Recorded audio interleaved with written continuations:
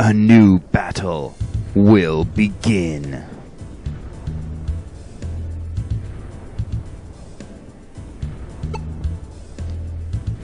Hey everybody, I'm DeoGenZ. Welcome back to Let's Play Pokemon Rumble. I bet you guys didn't think this little gem was popping back up in my playlist. Well, it was. If you check my description, you'll see that this was still an ongoing game, and at the point of asking you guys whether or not you wanted to see this series continue, the majority said that, yeah, this would be something to watch, and I would like to see it. So I decided, alright, personally I need a break from this spam fest, because it's exactly what it is, and I will complete it. I am a completionist, and it makes me a little sad to not see my LP fully complete, and have that all solved. Hopefully you guys can't hear this, especially since I have a kind of cover over my microphone, but there's someone weed whacking right now outside my window, so hopefully that doesn't pick up on the microphone. But anyway, how are you guys? My computer's back from HP, the fans are clean and now functioning fully, so we can do lots more recording and hopefully get another game LP'd fairly quickly, because there's not much more to go to this. I mean, there's this ranking, there's the Battle Royales, but in my mind, it's the same thing repeated 10 times over. It's not anything new, it's still the same spam, it's just that the Pokemon seem to have higher HP, and that's about it. There's more of them, maybe. That's also a possibility. And their attacks might do a bit more damage. That's, as much as I could tell, is different. You know, it's interesting, though, especially at this point in the advanced version of Pokemon Rumble, because I didn't show the home screen, but if you look on it, it gives you an option to go basic or advanced. This is the advanced setting. And the tactics don't get any more advanced. They really don't. And the Pokemon that you've had with you, it just happens to be that Zapdos is going to work out for a limited time, and I mean that, a limited time. But the Pokemon you have captured or befriended, whatever you want to call it, previously, will not really work in the advanced zone. Because the Pokemon you're facing are now in the... what is that? The text is so small in this preview window. It's 100... oh, okay, that's not their actual level, but whatever their level is, it's much higher than those that you caught in previous levels in the basic realm. So, for example, the Gengar that I caught and was very happy to do, it's going to be pretty useless in this world. Its attacks aren't going to do much, and it's just going to get its ass beat.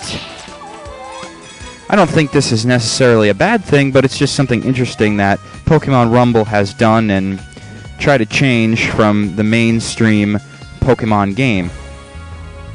You don't go around with a team, you go around with bushels of Pokemon, and just hope one of them succeeds.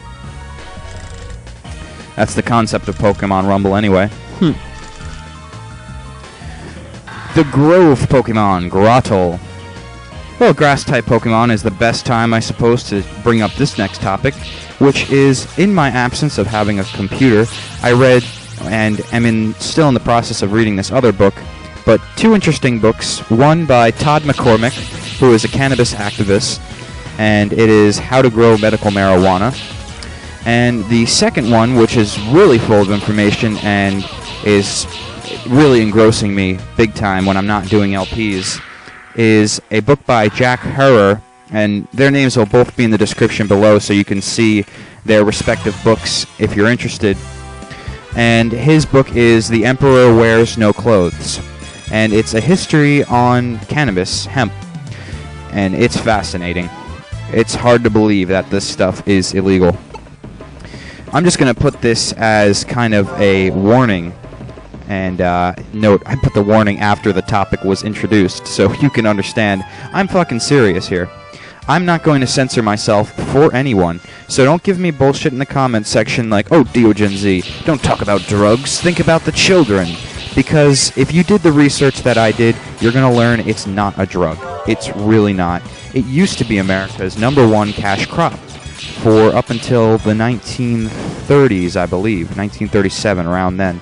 That's when it all went down. But hemp and cannabis have over 25,000 uses just in style. They have over 5,000 uses for their fibers, because if you don't know, the stalk of the marijuana hemp plant, and the reason I keep switching its names is just because I realize most often it's called marijuana.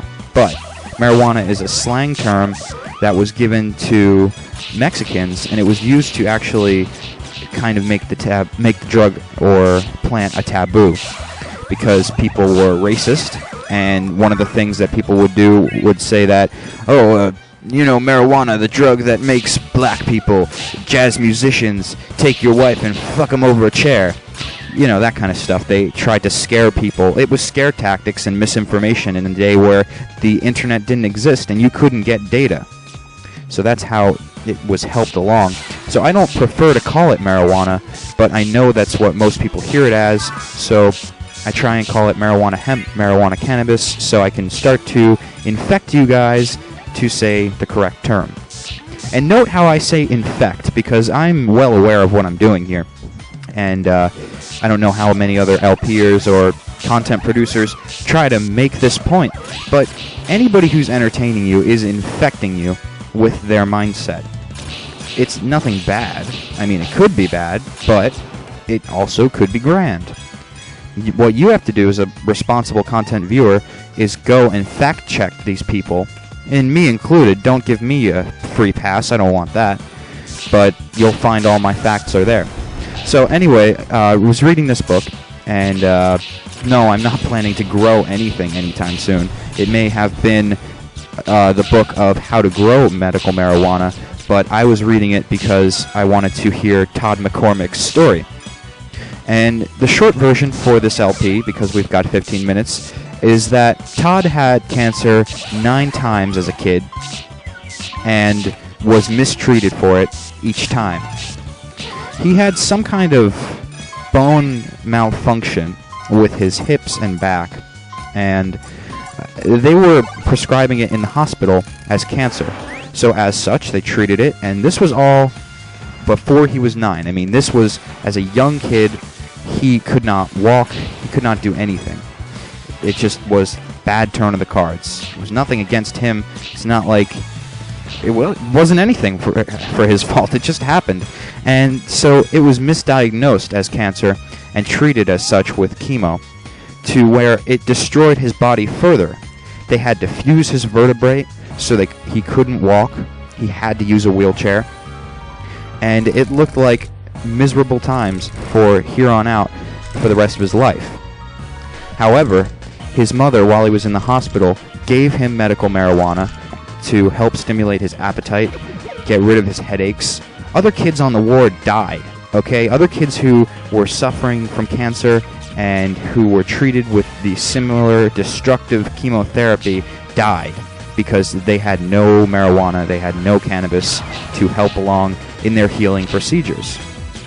And meanwhile, the reason that cannabis is illegal is that it's listed on the federal government's list as a Schedule 1 abuse, or substance, and they don't want you to abuse it. But Schedule 1 states that the product or plant in question has no use whatsoever. None. No medical, no purposeful use as far as building, nothing. It could not possibly... meth, I believe, is on that list. Okay, cocaine is on that list. Those type of drugs. And they lump that in with marijuana. After they destroyed this person's life, after they destroyed Todd's life with radiation, he went on to become an activist. And his activism led him to jail because he was growing to supply himself with the medicine that he needs. Now, it's also vitally important to note that he, while growing these plants, was in California. And California, through Prop 215, allows approved cannabis patients to grow their medicine. So, in a place where it was approved, the federal government came and struck down on him. Why? Because he was an activist. They'll never admit that in their reports, but that's what it is. And if you don't believe me, look at the situation that happened with that guy from Canada, Mark Emery. He was arrested in Canada. He was arrested by Americans while he was in, I don't know if he was expedited to Canada. I don't know the exacts on that. But he was a Canadian citizen, and he had a legitimate business of selling cannabis seeds online, which is perfectly legal, but they arrested him. Does that make any sense? You know, an example that's commonly given is that if in Canada there's an online machine gun salesman and someone from the US, where you're not supposed to have a machine gun, just, order it offline like it's something off Amazon, and they come on to buy one, do you go to the supplier? No, you go to the dumbass who bought it because he's looking to cause some trouble, obviously, trying to go through alternative routes online. You don't attack the supplier because the web is open and anyone can order anything anywhere. That's not what you do.